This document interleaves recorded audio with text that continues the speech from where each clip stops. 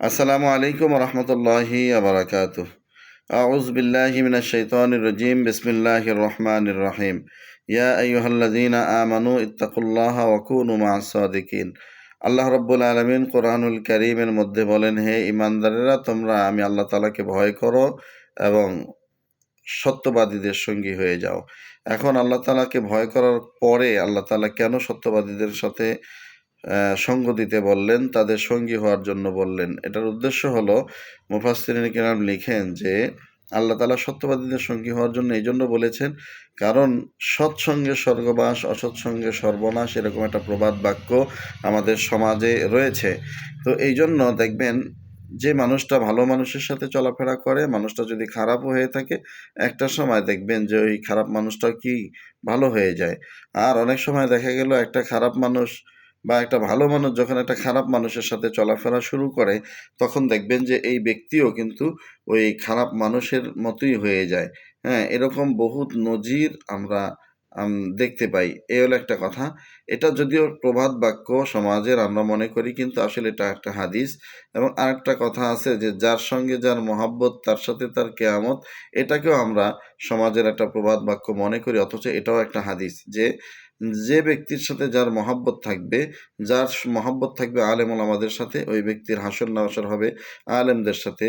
যে ব্যক্তিদের মহাব্বত থাকবে নবীদের সাথে, যেমন সাহাবী রাদিয়াল্লাহু তাআলা আলাইহিম আজমাইন যারা ছিলেন, তারাও কিন্তু নবীদের সাথে তাদের হাসর নাসর হবে। তো বিষয়টা হলো, যার সঙ্গে যার মহাব্বত তার সাথে তার কেয়ামত। এবং সৎসঙ্গে স্বর্গবাস, অসৎসঙ্গে সর্বনাশ, এই দুইটা জিনিস দ্বারা আমরা বুঝি যে মানুষ যখন ভালো মানুষের সাথে চলে, তাহলে মানুষটা ভালো হওয়ার সম্ভাবনা বেশি। এই জন্য আল্লাহ তাআলা বললেন যে তোমরা যদি আমি আল্লাহ তাআলাকে ভয় করতে হয়, তাহলে তোমাদেরকে অবশ্যই নেককার ব্যক্তি, যারা আল্লাহওয়ালা, হ্যাঁ, এই যে সাদিকিন, এদের ব্যাখ্যায় কি বলা হয়েছে যে এরা কারা?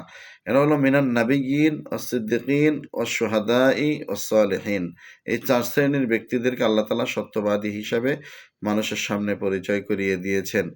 তো দেখেন, বর্তমানে আমরা যদি ভালো মানুষের সঙ্গ দেই, তাহলে আমরাও ভালো হওয়ার সম্ভাবনা আছে। অন্যথায় এই যে ভালো মানুষের সঙ্গী না হওয়ার কারণে বর্তমানে দেখেন মানুষ কতটা নির্লজ্জ পাপ মানুষ করে বেড়াচ্ছে।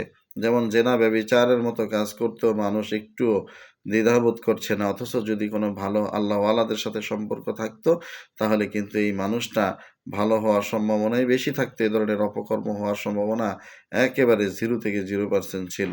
তো দেখেন, একটা কথা আছে যে হযরত আশরাফ আলী থানভী রহমতুল্লাহ আলাইহি তার একটি কিতাবের মধ্যে লেখেন যে বর্তমানে যেই যুগ, এই যুগে কোনো পথভোলা ব্যক্তি, কোনো মানে নামাজ না পড়নেওয়ালা নাফরমান ব্যক্তি, নামাজ পড়ে না, রোজা রাখে না, হজ করে না, যাকাত দেয় না, এক কথায় আল্লাহ বিমুখ ব্যক্তি, যদি কোনো আল্লাহওয়ালার সোহবতে যায়, কমপক্ষে 40 দিন। কতদিন?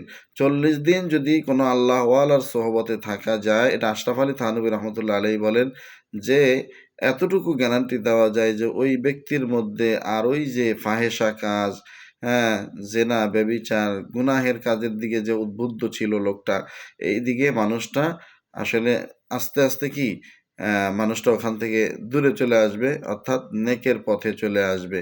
কিন্তু আমাদেরকে যদি কথা বলে, আমরা বলি ভাই আমাদের সময় নেই, আমরা কোত্থেকে সময় দিব।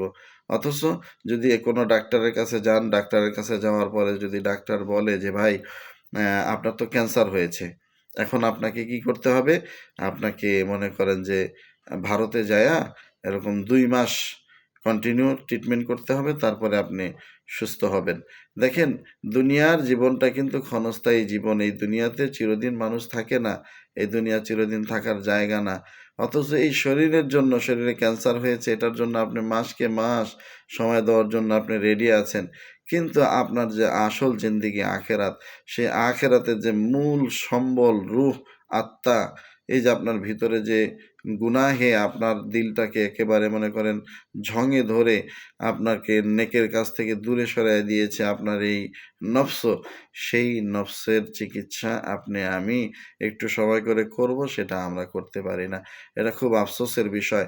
এইজন্য আমি বলবো, যারা সুযোগ আছে আল্লাহওয়ালাদের সঙ্গী হয়ে যান, আলেম ওলামাদের সাথে সম্পর্ক রাখেন। এবং আল্লাহর ওলিদের সাথে সম্পর্ক রাখেন, দেখবেন ইনশাআল্লাহ আপনার যে বদ গুণগুলো আছে, অর্থাৎ গুনাহের দিকে উদ্বুদ্ধ হওয়ার যে গুণগুলা, মানে বদ গুণগুলা, এগুলা দেখবেন আস্তে আস্তে আপনার ভিতর থেকে ইনশাআল্লাহ মুছে যাবে। আপনিও একটা সময় ভালো একজন আল্লাহওয়ালা ব্যক্তিদের মতোই দেখবেন আপনার ভিতরও আমল করতে ভালো লাগছে, নামাজ পড়তে ভালো লাগছে, রোজা রাখতে ভালো লাগছে। আপনার যদি টাকা পয়সা থাকে তখন দেখবেন আপনার হজ করতেও ইচ্ছা জাগবে। আপনার যদি টাকা পয়সা থাকে তাহলে আপনি এতদিন জাকাত দিতেন না। এখন সত্যবাদীদের সঙ্গী হওয়ার কারণে, নেক ব্যক্তিদের সোহবতে থাকার কারণে দেখবেন আপনার ওই যে অর্থের যেই একটা মোহ, অর্থের উপরে যে একটা মায়া মহব্বত থাকার কারণে আপনি জাকাত দিতে পারেন নাই। দেখবেন যে এই অর্থের উপরে লোভ, লালসা, মোহ এগুলো আস্তে আস্তে এমনিতেই আপনার ভিতর থেকে চলে যাবে ইনশাআল্লাহ। এই জন্য একটা কথা আছে না, যে আবারও বলি যে সৎসঙ্গে স্বর্গবাস, অসৎসঙ্গে সর্বনাশ। এজন্য সত্যবাদীদের সাথে চলাফেরা করুন, ভালো মানুষদের সঙ্গী হন, তাহলে দেখবেন আপনি ইনশাআল্লাহ একটা সময় আপনার ভিতরে যে বদগুণগুলো আছে ইনশাআল্লাহ সেটা আপনার ভিতর থেকে দূর হয়ে যাবে। যে কথাগুলো বললাম প্রিয় ভাইয়েরা, আপনারা এবং আমি আমার ব্যক্তিগতভাবে আমি নিজেও যেন আমল করতে পারি। আল্লাহ তাআলা আমাদের সকলকে যেন একজন খাঁটি ঈমানদার হয়ে কবরে যাওয়ার তৌফিক দান করেন। সকলে এটার জন্য আমরা বলবো আমিন। আল্লাহ তাআলা আমাদের সকলকে একজন খাঁটি ঈমানদার হিসেবে কবুল করুন। প্রিয় ভাইয়েরা, আজকের এই ভিডিও পর্যন্ত। আরেকদিন নতুন অন্য আরেকটি ভিডিও নিয়ে আপনাদের সামনে হাজির হব। ততক্ষণ ভালো থাকবেন, সুস্থ থাকবেন। সেই দোয়া আল্লাহ তাআলার কাছে করে আজকের এই ভিডিও থেকে বিদায় নিচ্ছি। আল্লাহ হাফেজ। আসসালামু আলাইকুম ওয়া রাহমাতুল্লাহি ওয়া বারাকাতুহু।